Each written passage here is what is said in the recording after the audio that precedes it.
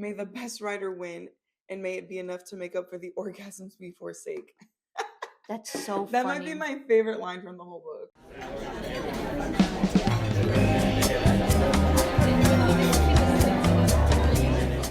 Welcome back, Romers. Hello, hello. This is a book review hosted by Isabella. And Emmy. And today we will be reviewing The Great Big Beautiful Life, the newest release by Emily Henry. Yup. It came out when? April 22nd. Oh, April. April 22nd. Okay, April 22nd. And this is her... Hold on, guys. Hold on. Her 6th book, I think. Yep. Yeah, in this order. Mm-hmm. Wow. 6th book. How exciting. We were really excited for this release because we both read Funny Story. I read Funny Story after this one. But regardless, we were both excited to... We read Funny Story, so then with anticipation of a new book, it's like, okay, what's going to be the vibe for this one? Mm-hmm. Just from the cover... Oh, I remember when she was teasing it, she was like, it's based off a Taylor Swift song. Yeah, I remember, like, which one? Everyone's, like, brainstorming because there's over, like, 5 hours, even plus, of a catalog. So everyone's like, okay, let's start. And then she let us know it's specifically... I don't know if it's based on or / inspired by the last... Great American Dynasty. Yeah. Oh, okay. I get that vibe.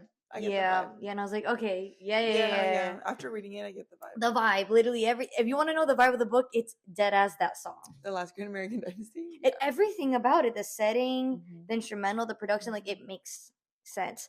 It does make sense, but I just realized the cover's a mosaic. Yes. Wow. It's very cute. It's very, very cute. I will say I'm sick of the permanent stickers. Reese's Book Club. Oh, okay, whatever, dog. Well, but if you're new here, welcome to... This is Phantom Rumor Cafe. We do a book club. We have a lot of mini-series, but this is our book club series. We try to read one book a month, just for fun, just to have us actually read. We read our own books, but something to read in common. Why not? Yes, yeah. But yeah, this month we did Great Big Beautiful Life because I love Emily Henry. She likes Emily Henry. Yeah, so we're like, why not? She's popular for a reason, guys. She is. She's popular. She very much is. I would say definitely she catapulted my love for romance books. Okay. But a lot of people wouldn't categorize her as like what's like? She's like contemporary. That's what it is. Yes, contemporary fiction with romance. With romance, yeah. Because it's like real life stuff with obviously a romance element. Like for me, most of her books feel very rom-com-y. Yes, very much so. Yes. So it's like rom-com vibes. This one is the least rom-com-y if you think about it. It is. But it's still rom-com vibes. It is. It's so cute. But we do have a Fable account, so yes, follow us on Fable if you want. Fable Book Club, yeah. What's it called? We annotate a lot of our thoughts throughout reading the book throughout the month. So if you want to take a look at that, you can follow us there. We don't use Goodreads because Goodreads, it doesn't have enough. That is very, very true. I think, and what's really nice for Fable, you can transition your TBR and the books that you read, everything, all the data on Goodreads, you can transition it onto Fable. Exactly. So it's a win-win overall. But I would say we could get into what this book is about, and this is from the Goodreads website. Sorry, guys. Talking about we don't use it, but this is the synopsis from specifically Goodreads. 2 writers compete for the chance to tell the larger-than-life story of a woman with more than a couple of plot twists up her sleeve in this dazzling and sweeping new novel from Emily Henry. So yeah, that's basically the gist of it. Yeah, that's basically without giving away anything about what the book. So when you first read that, were you intrigued? Were you... I was very much intrigued, but I was like, I really hope the writing about like this woman is like subplot. Like coming from her previous books, I was like, oh, this is like a side of a side quest. Like we're gonna be really focusing on the 2 characters. I don't know if she's done this in previous books. I don't remember.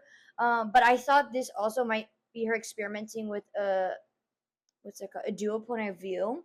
Okay. I do enjoy them a lot. I think they're really interesting, and also quote unquote challenge for the author to do the both male and the female perspective specifically in this book. Yeah, but there is no dual POV. No, there's no dual POV in this book.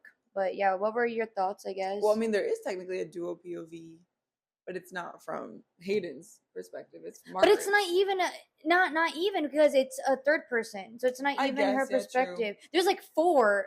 But like the story, the chapters that are the story. Yeah. Oh, we didn't even see the layout. What's the layout of the book? Like there's the what's it called? There's 2 stories happening at the same time. I guess it's just a retelling of her life. But it's not her life though. It's like of her family. Yeah, of her life, of her family's life. Yeah. But I'm saying it's being told through Margaret's eyes. Alice is just annotating. It's like when they interview somebody and they have all the notes and they write it out the way that it's spoken to them. Mm-hmm. So, okay. In a way, it's from Margaret's point of view. But I guess, not specifically Margaret's POV. Yes, The story. Yeah. So it's interesting. It's just, to me, when I read the synopsis, I was like, okay, this is giving The 7 Husbands of Evelyn Hugo. So, same vibe. Taylor Jenkins Reid. She has not read that book yet. It's a very, very good book. That is one of the books that got me back into reading during COVID, and I really loved it. So yeah, I would definitely say that's one of the top 25 books of book talk ever. So it's on my to be read list for sure. It's very, very good. I will say they're their own thing, but they have the same premise. Yeah, it's the same. But premise. I think 7 Husbands does it better, just because I think that Taylor Jenkins Reid writes that kind of story better. Okay. Like Emily Henry, you can tell she's dipping her toes into it, and she's not bad at it. It's good, but I think Taylor Jenkins Reid has more experience with it. Like we're gonna read our first TJR book in June right now. Together. She's read a few of them. Almost all her books. She's never read one, so you're gonna see what I mean. She has a way of telling a story in such a captivating way, without having to influence or put so much romance into it. You know? Okay. So romance is truly the subplot. Well, it's like she sees romance more of as the background to her story. Like it just happens. Exactly. As it's a just part of life. Yes. But it's not the main focus. Yes. And that's what I really like about her. Okay. But back to Emily Henry. She writes her rom-coms amazingly. So this was new for her. Yes. I overall I did enjoy it. I will say, if you read a lot of romance, this is leaning a bit more towards slow burn. I love a slow burn, so I really loved it. I think most of her books are pretty slow burny. Yes. I would say yes. I agree. There's a lot of comedic elements, a lot of banter between Alice and Hayden. She always writes her characters so funny. Like I feel like I rarely laugh out loud. Yes, but I laugh out loud. Yes, I agree. No, I mean all her books. Like when I was reading Funny Story, I was like, oh, it's so funny. Like that's some shit I would say. Yeah, I will say I pay attention a lot to dialogue in books because I'm like, can this be adapted into a show where it's not? You know, when it comes to that's why her stuff is being made into shows. Correct. It's so easy to translate. You know, when you're watching a movie, and you're like, oh, this doesn't translate into quote unquote reality, onto the big screen. It's very much when you look at Wattpad movies and shows, it doesn't translate very well. The dialogue is just not. I'm scared. It's not good, but you could see what between good and bad dialogue when it comes from a book to big screen adaptation. And this one, once again, incredible job. I see it, I get it, I love it. It's very, very well done. I'm very curious to know. Would you adapt this into a show or a film? Oh, that's a good question. For me, a show. Easy. Oh, shit. Easy. I think a show too. Because you can split the chapters of the story. Yes. By episode. No, literally, it'll be episode 1. If they're, I don't know if I would title the show or title each episode, but it'll be episode 1, the story. Episode 2, the story. Episode 3. I mean, as far as we know, all of her books are being adapted into TV productions. No, not all of them. All of them. People we met that was a movie. You know what I mean? They're all being adapted onto the big screen. Yes, okay. They're all being adapted into any kind of medium that has to do with TV or film. Oh, okay. So, as far as I know, this one obviously is new, so I wonder if it's been picked up before she started, as she was writing it. So yes, yeah, and that's one thing I've learned. I don't know if this is very common within the past 10 years, but for example, with Fourth Wing, Amazon picked it up while Rebecca Yarros was writing Fourth Wing. Mhm. So I'm curious to know if that's something that Emily Henry Probably. did. Like, they like, oh, you're writing another one, we'll take it. I would love Max to pick this one up. I feel like Max That could be fun. can really get in those what's it called, darker tones better. Yeah, I know they're taking it slow, so people Yeah. leaving on vacation is wrapped. It's just in its post-production phase. Yeah, y'all need So I to wonder hurry what they're up. working on next. A lot of people think it's going to be Funny Story Ooh, because she okay. was working on this. Fun fact: she said in an interview she was working on the screenplay for Funny Story. Like she was helping write that while writing this book. Ooh. So you can kind of tell that like the influence of like writing from a perspective of it for being for TV or for a movie could have influenced this. Just something to think about. I will say too, with a book talk helping these authors gain wider audiences, making their books more successful, leading towards a bigger budget. I'm very curious to know if seeing, I mean, till this day, a lot of books are adapted into films. It's like, what is a make or break? Like for this, like what would make or break it be? Like, I actually prefer this to be a movie or a show. I don't know. I think it depends on the pacing. Oh, good point. Good point. How good much point. content there really is. Yeah, Because really, people we meet on vacation, you can fit that into a movie. You can fit that into a good 2 hour less movie, right? 2 hour movie with credits. Right. Yes. But some stuff you need it for a show. Like Fourth Wing cannot be movies. Don't. I'm so happy it's not. But it's I understand. Exactly. So but like just to get into it a little bit, there's only really 3 characters that we really focus on in the book. Yeah. So we have our 2 main characters. We have Hayden. What's his last name? Anderson. Okay. Hayden Anderson and Alice Scott. Okay, I want to say Cooper so bad and it's not. Alice. So we have Hayden and Alice. They're both writers competing to tell the story of Margaret Ives. Is it Ives? Okay. Ives. See, I read it like 3 weeks ago. Yeah. So I finished it like 2.5 weeks ago. She just recently finished it, so you have a better memory. But basically competing to tell Margaret Ives' story and why she left the public after her husband died. Yeah, and specifically, Hayden's character, he is a like Pulitzer-winning journalist who has written biographies. Like that's his job as a journalist. Alice Scott, she does more celebrities, celebrity journalistic writing. So 2 different perspectives, same career. Exactly. Which is very common with Emily Henry's. Is like they're usually in relatively the same field of work. Always having something to do with publishing, with books, with journalism. Yeah, with because writing. That's what she knows. Yeah. I have seen like complaints of like fans of her saying like, "Oh, I wish she would write from a different perspective, like from a different type of job or something." But it's like she's writing what she knows, which I get. But it would be cool. What she did though in Happy Place. What was Harriet again? Harriet was like a doctor, surgeon, something like that. I think that was Wynn, no? No, I thought that was Harriet. No, it was Harriet. You didn't even read. But the fact that I know, I did read it. I stopped at chapter like 4. Okay. But regardless, yes, I believe Harriet is a surgeon of some sort. So she's dabbled in it. Happy Place I read last year, and I didn't like it very much, so I kind of blanked it out. And that's okay. But I don't know. I think if she can write from that perspective, she knows. But I think what people mean is like writing from a career or something that she has to do more research for. Oh, okay, like in a way, like challenge yourself. The way TJR does, the way Taylor Jenkins, she does. Like she's written from like a tennis player's perspective. Now she's gonna be writing from a scientist of NASA's perspective. Like, yeah, you know. I mean, she kind of dabbled in just a little bit with Miles in Funny Story. He was a bartender, right. So just a little bit. He worked at a winery. Yeah, but he's considered like a bartender then. Whatever, I guess. Anyways, yes. So I guess they're basically just competing to tell her story, and I think it's interesting to see. Like, I love how it just starts right off the bat. Oh yeah, she's there's already at her house knocking on the door, like, and you're like, oh, what's that? I don't know. You can just really envision it. Yeah, I will say there's no build up. Like, what's the term? Like, it's well paced enough that you're already in it. Like, there's no like. The first 3 chapters introducing who our characters are in a way that's like, okay, but like when are we going to get to the point of this? Like, what's the catalyst to this plot? This is based in Georgia. It is based in Georgia. In my head, I really like envision the town that's in the Notebook. I don't know why. It's in a Notebook. I'm not trying to visualize it.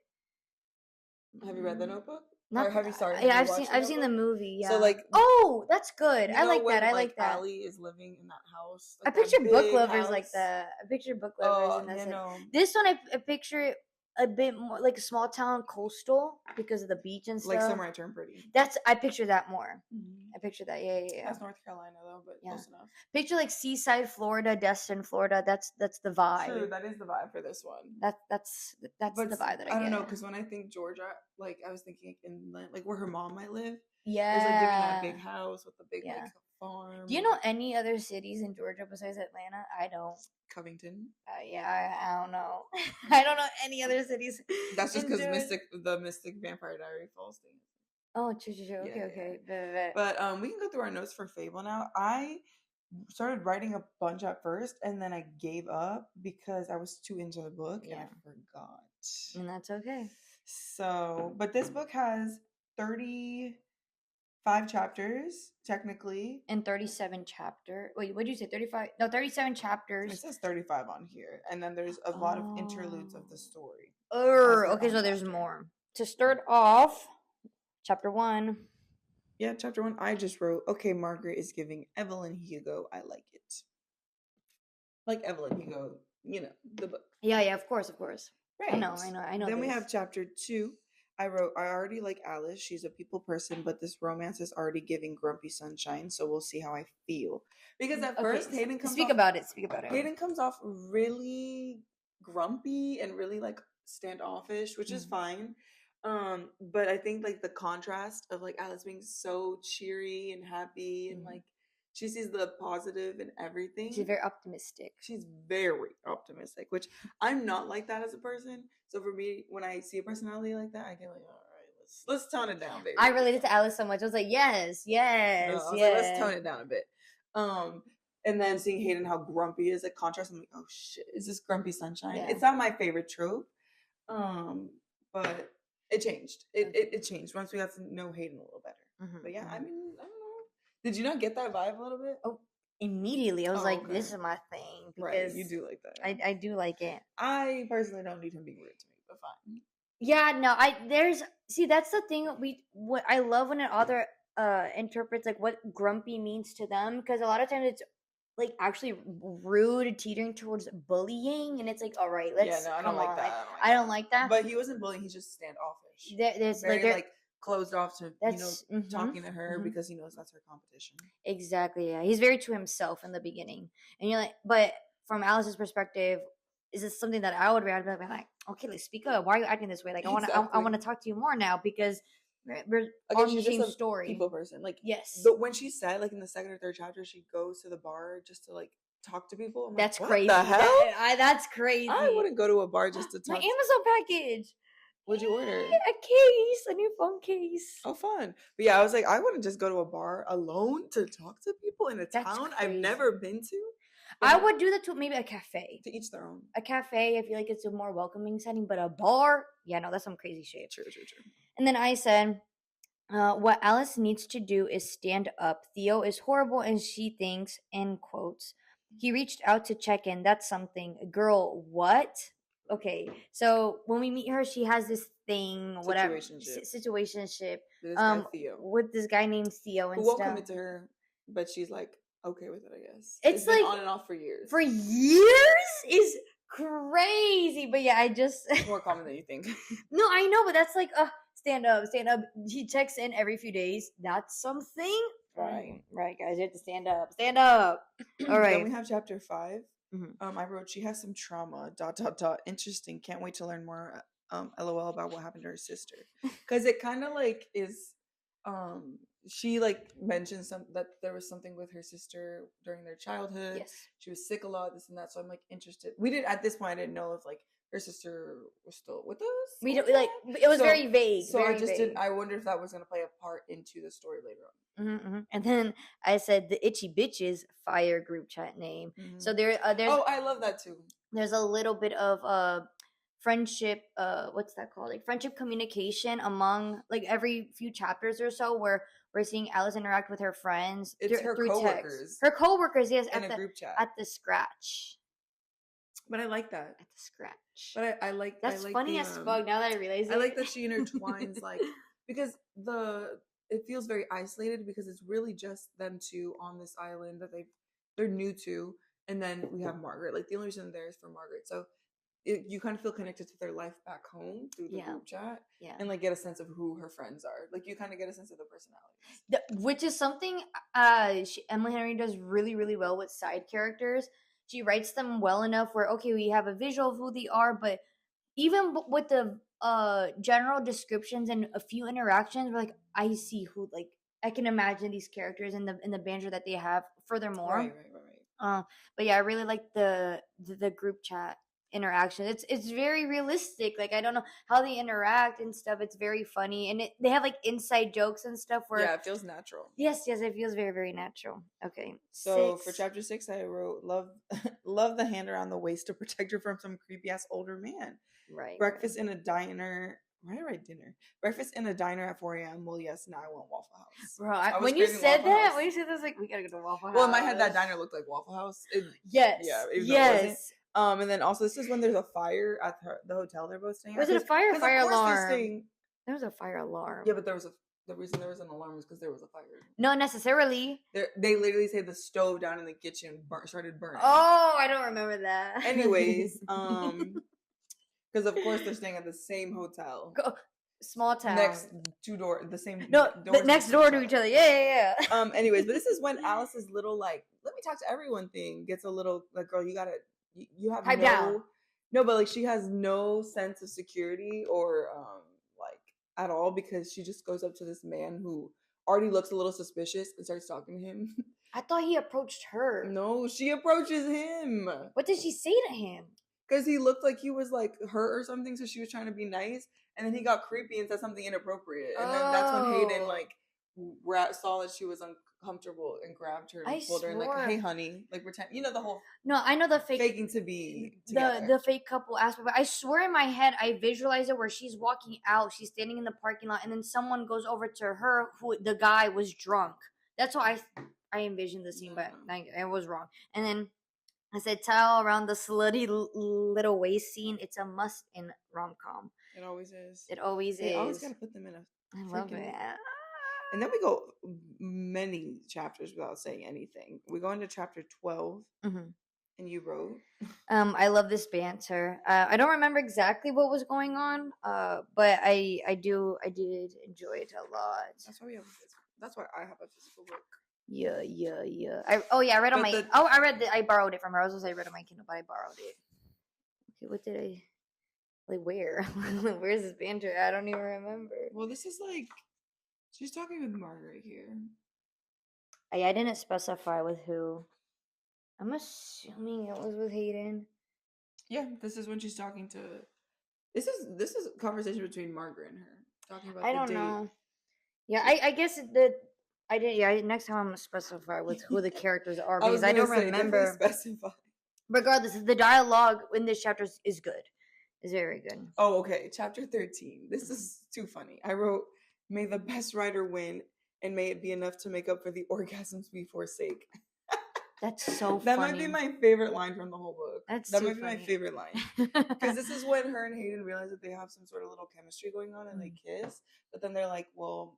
We can't complicate this relationship because like, it's work. We're competing for the same job, and we don't want. He's had a bad experience in the past where like his partner got a job over him or something like that.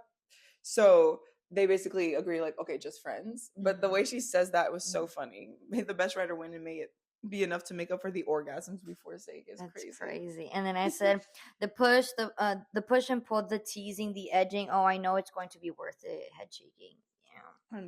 Yeah. Then we go a lot more chapters. I don't think I say anything after this. You just wrote. Yeah. And then for chapter 18, I wrote chemistry just too good, obviously between Hayden and Alice. And then the story chapter before chapter 26, I wrote, someone start screenwriting this book ASAP. This chapter is incredible. I could picture this in the trailer already. I don't remember what happens in this. One Perfect Night. Oh, yeah. yeah, everything about this chapter. Oh yeah. Oh yeah. So this is the chapter where Margaret and Laura go out to see Cosmo St. Clair, and just everything like it's. Oh yeah, gosh, you can envision all of it. It's very like the description. I can like smell this area. It's giving me House of Blues in Orlando. That's the vibe. But they go to see him in concert, but they're a little hesitant because Laura is like besties with their grandfather, and he's like on his deathbed. Yeah. And of course, the night they go out, he dies. So this is a very pivotal moment in their lives that changes the course of their life forever. Correct. Both of their lives. Both of their life. Both Laura and Margaret. Laura is Margaret's younger sister. So then chapter 27, the quote is, and in the morning he sent her dozens of bouquets, each one a different flower, with a note that read, don't know what you liked, dash That's Cosmo C. St. Clair, yes. Yeah, so that's a quote from the book, and that's so cute. Like, that's so cute. And I think it showed, it's those little details when it comes to writing a character that's like, okay, he has money because he's a successful musician, and also he has what's it called, like sources, like resources to like find out like where she lives, who she was, and all of that. Not creepy at all. It's right. But I feel like in this age is like whatever it is. When people have status, I don't think it's as creepy. I think it's creepy where people like are like, how she's famous, so everyone knows where she lives. Exactly. So it just those little parts about him that I quite enjoyed. The story after chapter 27, I said fire, and once again fire as seen. I don't remember what this was. To be more specific. Oh, I think what I meant to say is like just their interaction. I could just picture it. Like I could picture this interaction with them, or her being a bit standoffish. This is after that night. Yes, the next day, I believe. And then chapter 30. So chapter 30? Oh. You inserted a picture? I did this one. Look. We did it, Joe? Wait. Chapter 30. Oh, chapter 30. It's when they finally get into. I'm just kidding. They finally make love. Hayden and Alice. What's is the Hayden bees? Alice, the right? bees, the bees in the trees or whatever. What? There's like a bees type of saying. What? Bees in the trees? I don't know. What? There's like a saying when people make love. It's like the birds and the bees. I don't fucking know. That's not making love. That's learning about the birds and the bees. I don't know. Dead. But anyway, so yeah, we did it, Joe. Finally, took 30 chapters, and I'm very happy. Well deserved. That's when they're like locked in because of the hurricane, aren't they? I think so. Yes. Yeah. Some weird hurricane. Of course, it's a hurricane. Oh my god, I wish I saved this picture, this GIF, because unfortunately, let me see if I can this find one that's here. Yeah. Is that Irma? I don't know who that is. It looks like Emma. I don't know. I just looked it up on Giphy right here. Chapter 31. So this is the gift. Yeah, I think that's Emma from H2O. Right here. I don't know if y'all can focus on it. But yeah, this is the gift. So this was giving me very much this chapter. It's giving me Verity vibes. I meant to put it for the story. So the story chapter after chapter 31. If you've seen enough K-dramas, there's always a scene in the romance shows, in the romance genre of K-dramas, where they're always, I swear, they're for some reason, they love showcasing a big white semi-truck, cargo truck or whatever, ramming into the side of the car. And what happened? It feels tired. It's like, I was like, let's choose a different way to die. It's like, well, of course. Like, of course it's a car crash. Like, oh my god, bro. Like, of course. It's just like that one show. One day. Oh, yeah. Right? There's always... Like, why are there so many reckless drivers? Yeah, exactly. Whatever. But yeah, that's how Cosmo St. Clair dies. Mm-hmm. And then chapter 35 you wrote, I'm dead. I wrote Hayden's monologue. Yeah, I'm gonna cry. Wow. I know, because the way she writes Hayden, it's like I said, it's very rom-com-y. It's very to the like, it's that point of the movie at the end. It's like Notting Hill when Julia Roberts comes and says, I'm just a girl standing in front of a guy, da, da, da, da. You know, like that vibe. Like, like, I'll do anything for you. Like, you're the one I want. You're the one I want to follow. Like, but it's like more than it that. doesn't matter what my career ended up. Like, not that his career doesn't matter, but it doesn't matter where he needs to go. He wants to be with her, right? It's that vibe. It's so cute. It's so cute. And then she stayed with her mom for a few weeks or months, honestly. Yeah, her yeah. and Hayden get into a huge fight. So yeah, and then the last chapter being the story, and I said, now what a last sentence. I think it's beautiful. The last sentence. I welcome her to this great big beautiful life. This is when her and Hayden have a kid, and it's a girl. Yeah, the whole last like little blurb. Yeah, it's like the good and bad, the magic and curses, all the blues and grays, right alongside the reds and golds. I tell her the story about a love so powerful it remade the world for her. I welcome her to this great big beautiful life. Very cute. Yes, I think it's really, really well done. Probably my two favorites of all of her books are Funny Story and this one. Wow, that's saying something. Yeah, that is really saying something. Yeah. So, I have a marker stain. Whoops. But really, see this one. Okay, we'll talk. I guess we'll talk about our rating. Oh, rating. Yes. Okay, you can go first. Okay, so I rated the book 3 stars out of 5. Oh, interesting. Okay.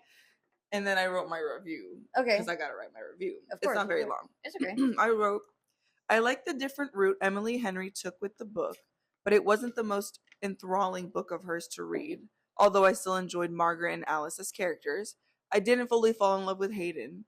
And that's okay, I think.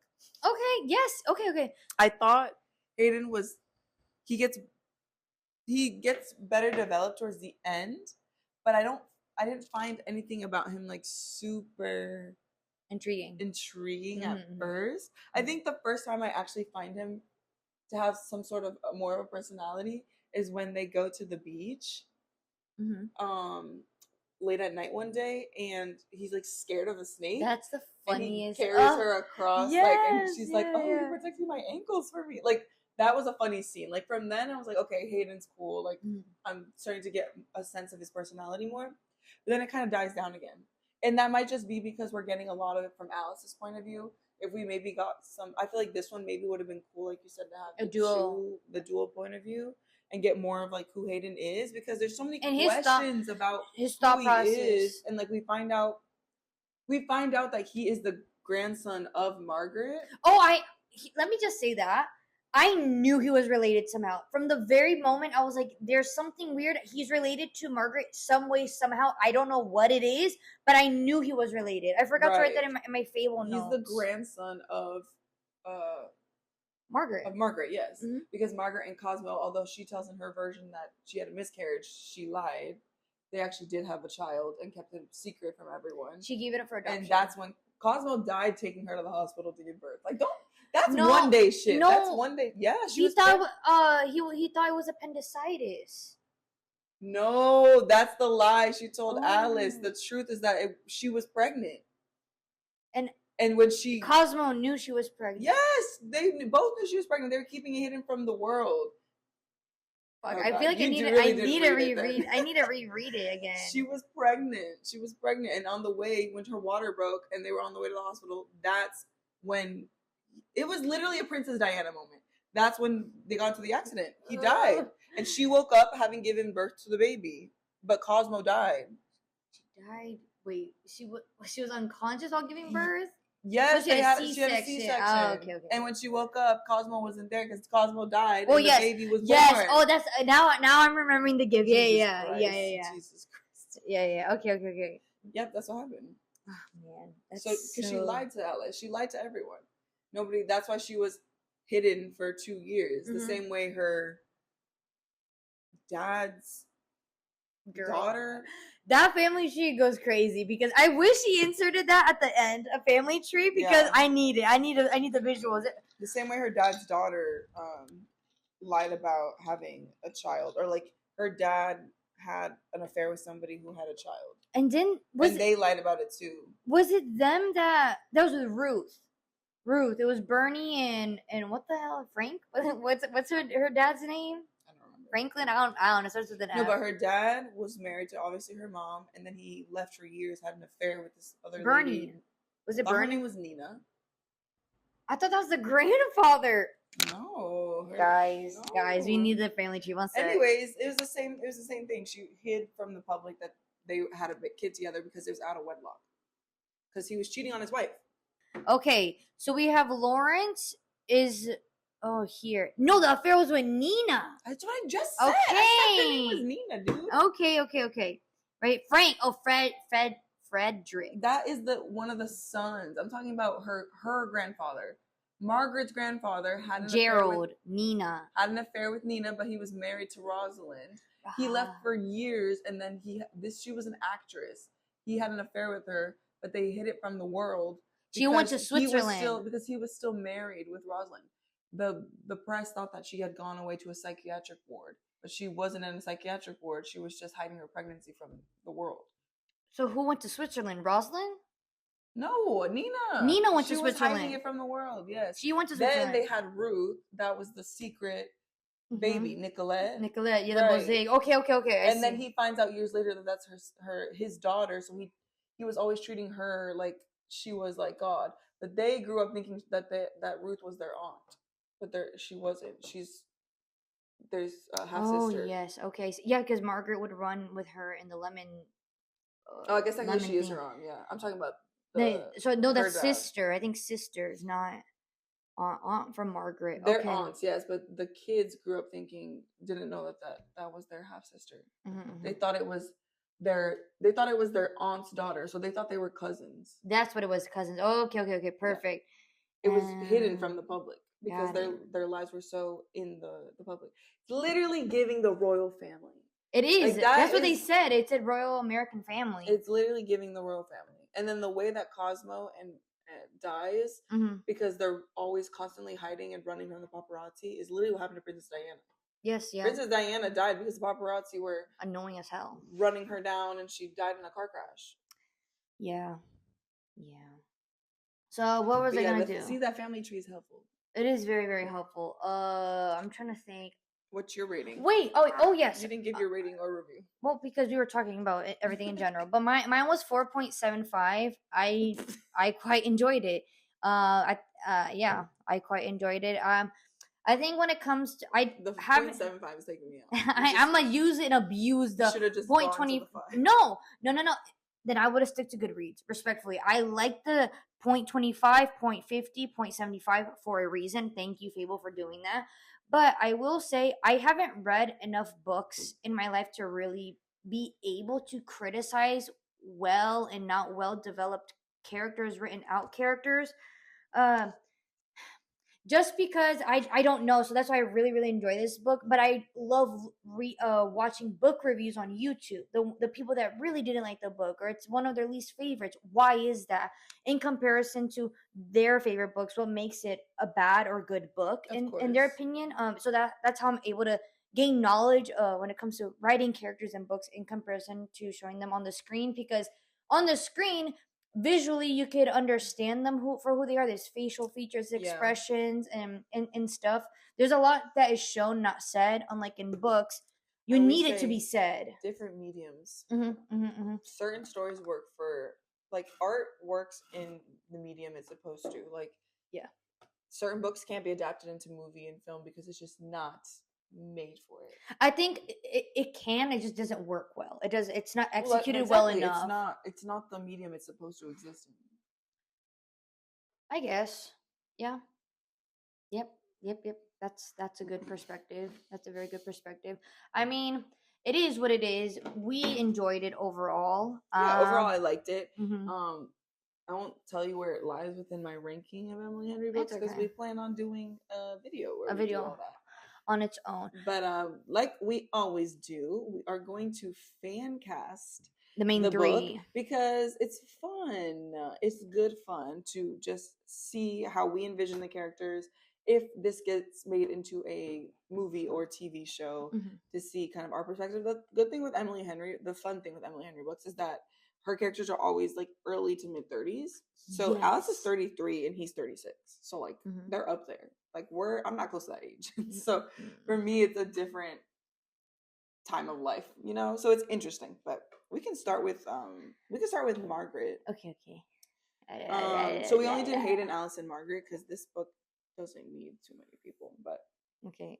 Hello? Where did she go? I think I accidentally deleted of her. course you didn't. So I'm sorry, I did not mean to. Here we go. Disrespectful.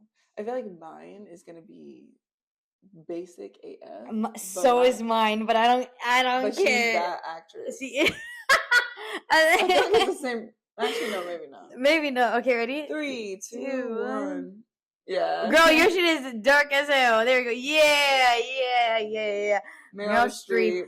No, she's literally everything about her as a person, how long she's been in the Hollywood limelight. It's like, oh my god. It's awesome. And I immediately was picturing like, okay, if you look like this, young Meryl Streep, like yeah. Like a young Meryl Streep. Like, she's so beautiful. She is so but beautiful. I feel like she could embody Margaret very well. Yes, I think she can kind of relate to the character as well. So yeah, I think casting somebody who can relate to Margaret would be good. My ideal thing is picking someone who of high status like Meryl Streep for Margaret, and then having the main characters be new actors. So there's like that's layers. Funny. That's funny that you say that. Oh, okay. I didn't do new actors. So no, we can't. Well, we can't do new actors because we don't know them yet. So okay. That's every time we have to disclose this fucking information, guys. We can't do new actors if we don't know them yet. We can't do new talent if we don't know that they exist. That's not our job. We're not casting directors, guys. So we can do Alice first. Okay. So for Alice, I had a couple people in mind. Me too. But I think I went more for somebody who I think can do the bubbly personality. Okay. Yeah. The optimistic personality. Because I know she's supposed to be really tall. Yeah. But like, all these girlies weren't tall enough. That's the thing. Hollywood love casting women below 5'5".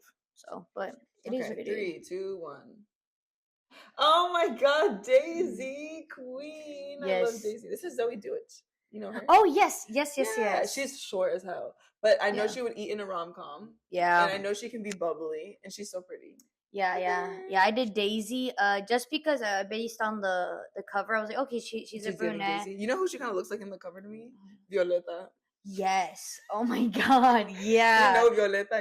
You know. But yeah. I also did Daisy because of the height and age. She's 32, I believe. So I was like, that's always 31. Oh, that's perfect. So they're like close to the ages. Yeah. Mm-hmm. So and also I was picturing her Daisy specifically. Unfortunately, the only thing I've seen her in is Rise of Skywalker, and she's always very optimistic, filled with hope and stuff, like dead ass filled with hope. I guess I'd have to see if she can, because she's so bubbly.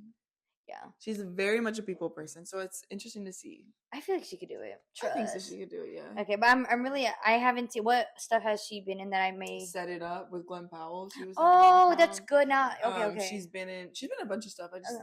It's okay. That's the most recent one I've seen. Okay. Yeah. Awesome. So, very interesting.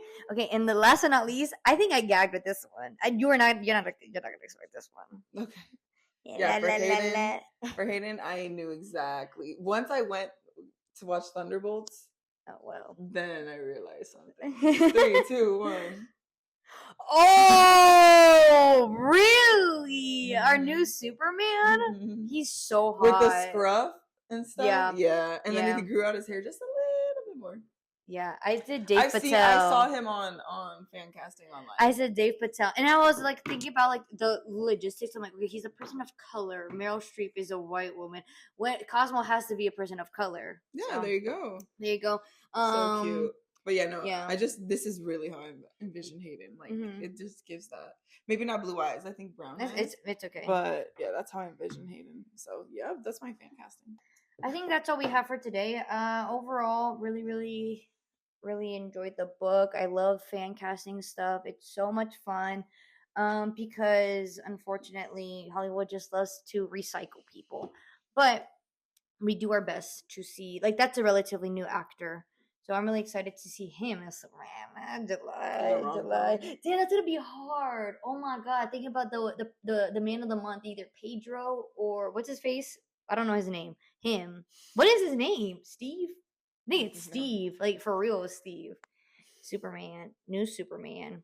The height difference, Lois Lane and Superman is sickening. That's sick. If you guys have seen the trailer? Oh, it's David.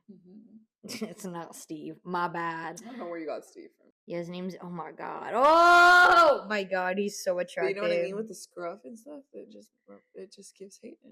Yeah. But Wow. yes. No, this man is really it, guys. Hello.